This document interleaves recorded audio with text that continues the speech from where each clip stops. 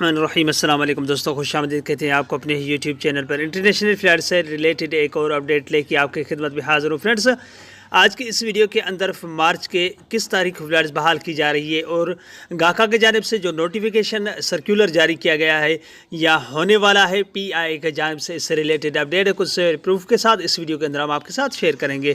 तो दोस्तों, वीडियो की जानिब बढ़ने से पहले अगर आप हमारे चैनल पर नए मेहमान आए तो चैनल को सब्सक्राइब करने के साथ साथ बेल के आइकन को लाजम प्रेस कीजिएगा। जो भी हम नया वीडियो बनाएंगे उसका नोटिफिकेशन आप दोस्तों तक तुरंत ही पहुंच जाएगा। वीडियो को लाइक कीजिए और इस वीडियो को ज़्यादा से ज़्यादा अपने दोस्तों के साथ भी शेयर करना न भूलिएगा। तो दोस्तों, एक वीडियो से एक दो वीडियो मैंने पहले बनाई थी, उसमें मैंने बताया था आपको बहरीन के ज़रिए आप सऊदी अरब के अंदर दाखिल हो सकते हैं, मगर ये रिस्की है। आपका 2 से 2.5 लाख खर्चा हो सकता है।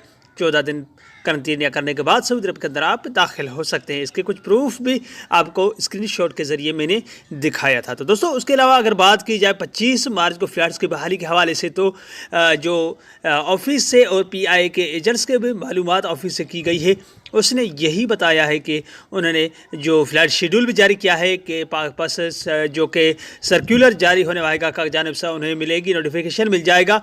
तो 21 मार्च से हो सकता है फ़्लाइट बहाल की जाए, नहीं तो 25 और 31 का फ़्लाइट शेड्यूल PIA ने जारी कर दिया है। मगर सिर्फ उसका इंतज़ार यही है कि सर्कुलर जो गाका की जानिब से नोटिफिकेशन PIA को जानिब मिलने वाला है, उसी का इंतज़ार है। तो इंशाल्लाह बेइज़्निल्लाह अल्हम्दुलिल्लाह फ़्लाइट्स बहाल की जाएंगी। और जो 17 मई के हवाले से अगर बात की जाए तो वो सिर्फ सऊदियों के हवाले से था। जो 31 मार्च को फ़्लाइट्स बहाल होनी थी सऊदियों के लिए, मगर उसको हटा के 31 मार्च से लेकर 17 मई तक बढ़ा दिया गया। वो उनके लिए है, ना कि वो जो सऊदी अरब से जो जिन पे पाबंदी 20 ममालिक के ऊपर लगाई गई है, उनके लिए ये बिल्कुल भी नहीं था।